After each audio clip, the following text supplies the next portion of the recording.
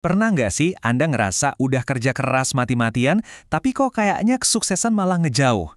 Nah, dalam beberapa menit ke depan, kita bakal bongkar sama-sama kekuatan tak terlihat apa yang mungkin selama ini jadi penghalang Anda, dan yang paling penting, gimana cara kita memprogram ulang realitas kita sendiri.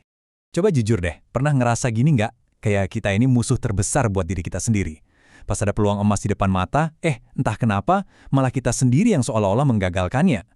Ternyata, ini bukan perasaan aneh, dan ada penjelasan logis di baliknya. Nah, semua perasaan sabotase diri itu, akarnya ada di ide yang mungkin kedengerannya agak provokatif ini, bahwa kemiskinan itu adalah penyakit mental. Maksudnya apa?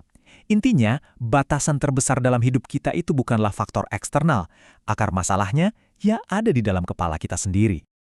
Oke, mari kita bedah bagian pertama. Jadi sumber asli dari segala kesulitan, termasuk finansial, itu seringkali bukan soal isi dompet kita yang tipis, tapi ini soal program atau software yang berjalan di pikiran kita tanpa kita sadari. Penting banget nih buat kita pahami. Waktu kita ngomongin penyakit mental dalam konteks ini, kita sama sekali nggak merujuk ke kondisi klinis ya. Ini lebih ke sebuah istilah untuk ngegambarin sekumpulan keyakinan-keyakinan yang membatasi, keyakinan yang seringnya kita warisi, kita terima gitu aja, dan tanpa sadar terus-terusan menciptakan siklus kekurangan dalam hidup kita. Coba deh, perhatiin daftar ini. Ada nggak di antara kalimat-kalimat ini yang kedengeran familiar banget di telinga Anda? Mungkin sering dengar dari lingkungan, atau jangan-jangan kita sendiri yang sering ngomongin ini. Nah, inilah dia fondasi dari kemiskinan mental yang kita bahas tadi. Sekarang, kita masuk ke bagian yang paling seru. Gimana sih cara kerja keyakinan ini? Anggap aja pikiran Anda itu sebuah superkomputer. Nah, kita akan lihat program tersembunyi apa yang selama ini berjalan dan mengendalikan hidup Anda. Jadi, kita itu punya dua pikiran. Ada pikiran sadar yang kita sebut aja sang kapten. Dia ini yang mikir, pakai logika, pakai tekad. Tapi, coba lihat lawannya. Pikiran bawah sadar, si superkomputer. Dia nggak pakai logika, dia pakainya keyakinan dan emosi. Dan lihat kecepatan prosesnya, beda banget. 11 juta bit per detik. Bayangin pertarungannya. Logika dan tekad Anda yang cuma 40 bit itu harus ngelawan keyakinan bawah sadar Anda yang kekuatannya 11 juta bit. Jelas kan kenapa tekad aja sering nggak cukup? Karena hampir bisa dipastikan si superkomputer inilah yang selalu menang. Nah, ini dia kuncinya. Pikiran bawah sadar kita itu nggak punya filter. Dia nggak bisa bedain mana yang beneran terjadi dan mana yang cuma imajinasi kuat. Persis kayak pas kita nonton film horor. Logika kita tahu 100% itu cuma akting, itu bohongan. Tapi badan kita tetap reaksi kan? Jantung deg-degan, keluar keringat dingin. Itu karena si superkomputer di dalam diri kita nganggap itu semua nyata. Oke, sekarang kita sambungin ya. Kekuatan luar biasa dari pikiran bawah sadar ini, gimana hubungannya sama masalah sabotase diri yang sering kita alami di dunia nyata? Gimana keyakinan tersembunyi itu bisa secara aktif ngegagalin kesuksesan kita? Ada contoh yang kuat banget dari sumber materi kita. Ada seorang pria yang selalu aja gagal tiap dapat proyek gede. Setelah ditelusuri, ternyata waktu kecil dia pernah dihina habis-habisan sama orang kaya. Kejadian itu menanamkan sebuah program di bawah sadarnya. Orang kaya itu jahat. Tanpa dia sadari, pikirannya menolak untuk jadi sesuatu yang dia benci. Jadi siklusnya tuh kayak gini. Pertama, peluang bagus datang. Kedua, terjadilah konflik di bawah sadar antara peluang itu sama program negatif kita. Ketiga, kita mulai ngerasa nggak srek, kayaknya bukan jalannya, terus kita bikin kesalahan atau nunda-nunda sampai peluangnya lewat. Dan terakhir, kegagalan itu justru jadi bukti yang menguatkan program awal kita. Tuh kan bener, ini emang bukan buat aku. Siklus ini muter terus. Oke, cukup ngomongin masalahnya. Sekarang kita masuk ke bagian yang paling ditunggu-tunggu, solusinya. Kabar baiknya adalah, program ini bisa kita tulis ulang. Kita bisa ibaratnya ngehack pikiran kita sendiri dan install program baru.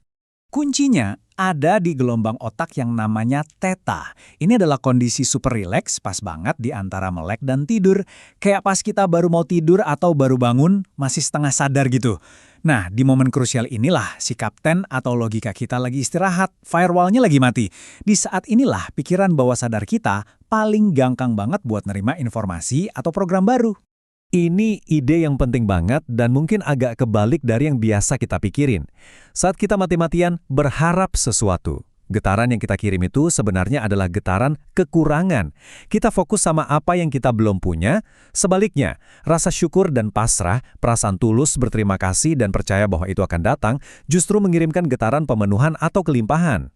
Jadi, ada 3 teknik inti yang bisa langsung Anda coba. Pertama, afirmasi. Ucapkan kalimat positif dalam bentuk sekarang, pas lagi di kondisi theta. Kedua, set and forget scripting. Tulis tujuan spesifik Anda sekali aja, lalu lupakan, lepaskan. Dan ketiga, yang nggak kalah penting, praktikkan rasa syukur setiap hari buat mengubah kondisi emosional Anda dari kurang jadi berlimpah.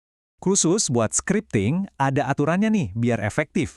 Selalu fokus pada apa yang Anda inginkan, bukan yang nggak Anda inginkan. Jadi jangan tulis bebas utang, tapi tulis kelimpahan finansial hadir. Terus harus spesifik. Dan yang paling krusial, tulis sekali aja, lalu lepaskan dengan rasa percaya penuh. Kalau Anda nulis ulang tiap hari, itu sumbernya dari rasa cemas, bukan keyakinan. Beda banget energinya. Teori doang nggak cukup kan? Sekarang yuk kita lihat bukti nyatanya. Gimana semua konsep ini benar-benar bekerja dan bisa menciptakan transformasi yang luar biasa di dunia nyata. Ada sebuah cerita dramatis tentang sebuah ruko. Ruko ini nggak laku-laku dijual selama 10 tahun. Bayangin, 10 tahun penuh.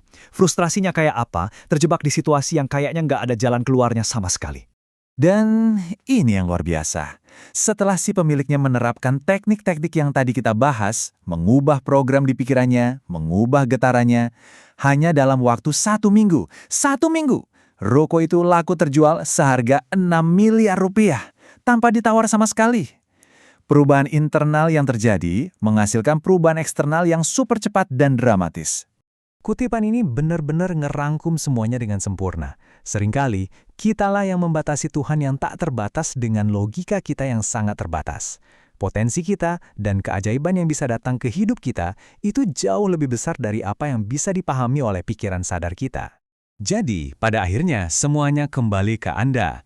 Saat ini juga pikiran Anda sedang menjalankan sebuah program. Pertanyaannya adalah, malam ini saat Anda berbaring dan berada di gerbang kondisi theta, program baru apa yang akan Anda bisikan padanya? Pilihannya ada di tangan Anda.